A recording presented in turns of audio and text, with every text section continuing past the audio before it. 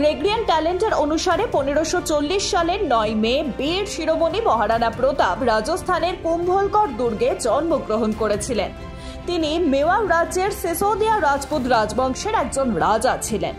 মহারানা উদয় সিংহের মৃত্যুর পর প্রতাপকেই মুকুট দেওয়া হয়। মহারানা প্রতাপ কখনোই মুঘল শাসক আকবরের অধীনতা মেনে নেননি এবং সাহসিকতার সাথে তার মুখোমুখি হন। যদিও প্রতাপের যুদ্ধের দক্ষতা এবং সাহসিকতা অনেক অংশ রয়েছে, তবে তিনি হলদিঘাটের যুদ্ধের জন্য বিশেষভাবে পরিচিত।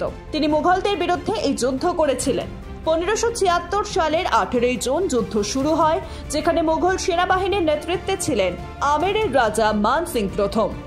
আকবরের সেনাবাহিনীর তুলনায় প্রতাপের সৈন্য সংখ্যায় অনেক কম ছিল।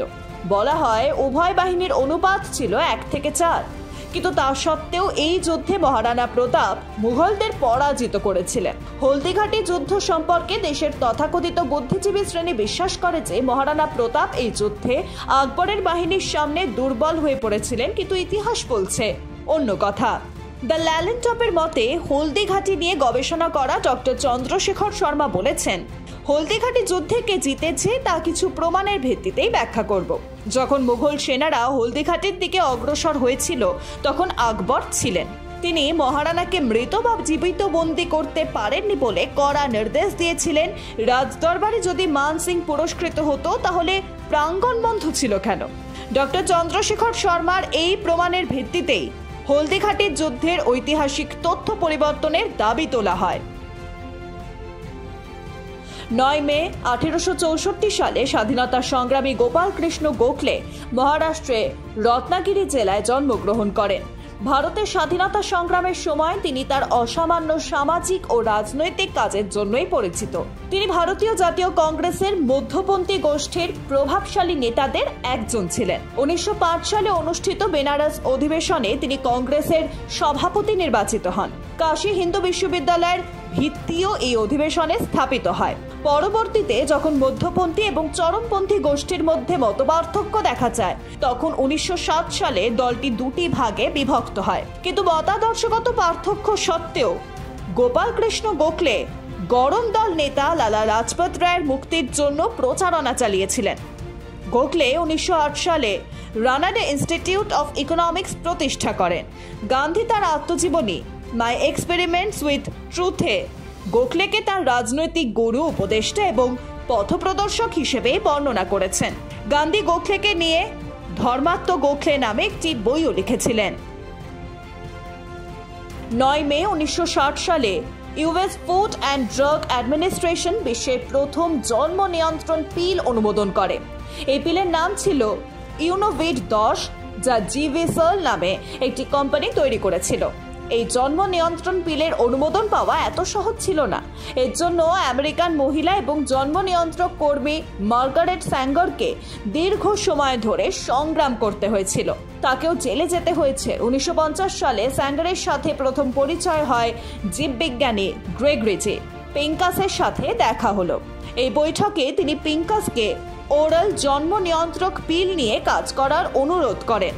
তবে আলোচনার পর 1953 সালে জন রকের সাথে পিঙ্কাস জন্ম নিয়ন্ত্রণ বড়ি তৈরির কাজ শুরু করেন। 29 অক্টোবর 1959 ফার্মাসিউটিক্যাল কোম্পানি জিডি সিয়ারলেস জন্ম নিয়ন্ত্রণ বড়ি তৈরির অনুমোদনের জন্য আমেরিকার ফুড অ্যান্ড ড্রাগ অ্যাডমিনিস্ট্রেশনের কাছে আবেদন করে। 1960 সালের এই দিনে এফডিএ এটি অনুমোদন করে। খুব কম লোকই জানেন যে মার্গারেট স্যাঙ্গার চেয়েছিলেন ভারতের মহিলারা জন্ম নিয়ন্ত্রণ পিল ব্যবহার করুক। এর জন্য সাঙ্গারও গান্ধীর সাথে দেখা করতে ভারতে এসেছিলেন, কিন্তু হতাশ হয়ে ফিরে যেতে হয় তাকে, কারণ গান্ধী জন্ম নিয়ন্ত্রণ বড়ি ব্যবহারের বিরুদ্ধেই ছিলেন।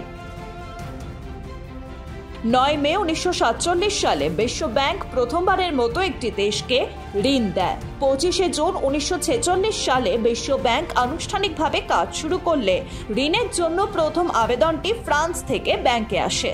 ফ্রান্স বিশ্ব ব্যাংক থেকে $500 মিলিয়ন ঋণ চেয়েছিল, যাতে ফ্রান্সে ইস্পাত ও কয়লা প্ল্যান্ট পুনর্নির্মাণ করা যায়। বিশ্ব ব্যাংক ফ্রান্সকে মাত্র $250 মিলিয়ন দিতে রাজি হয়েছিল। বিশ্ব ব্যাংক 1944 সালে প্রতিষ্ঠিত হয়। এর সদর দপ্তর আমেরিকার ওয়াশিংটনে। এই ব্যাংক প্রতিষ্ঠার উদ্দেশ্য ছিল নিম্ন ও মধ্য আয়ের দেশগুলিতে উন্নয়ন প্রকল্পে আর্থিক সহায়তা প্রদান। প্রতিষ্ঠান লগ্ন থেকেই বিশ্ব ব্যাংক উন্নয়নশীল দেশগুলোকে আর্থিক সহায়তা দিয়ে আসছে। এমনকি 2020 সালে বিশ্ব ব্যাংক করোনার প্রথম তরঙ্গ মোকাবেলায় অনেক দেশকেই তহবিল দিয়েছিল। 9 মে 1986 সালে নেপালি পর্বতারোহী তেনজিং নরগে দার্জিলিংয়ে মারা যান। 29 মে 1953 সালে তেনজিং নরগে এবং এডমান্ড হিলারি মাউন্ট এভারেস্টের চূড়ায় পৌঁছেছিলেন। এই মুহূর্তটি ঐতিহাসিক অর্জন হিসেবে সারা বিশ্বে স্মরণ করা হয়। এই অভূতপূর্ব সাফল্যের কারণে প্রতি বছর 29 মে আন্তর্জাতিক এভারেস্ট দিবস পালিত হয়। মাউন্ট এভারেস্ট হিমালয় পর্বতমালার একটি পর্বত, যা নেপাল এবং তিব্বতের মধ্যেই অবস্থিত। 28 মে তেনজিং নরগে এবং হিলারি আরোহণ শুরু করেন এবং 29 মে 1953 সালে তারা উভয় মাউন্ট এভারেস্টের চূড়ায় আরোহণ করে ইতিহাস সৃষ্টি করেন। এর আগে কেউ সেখানে পৌঁছতে পারেনি। দুজনেই বিশ্বের প্রথম পর্বতারোহী হয়ে এভারেস্টে উঠেছেন।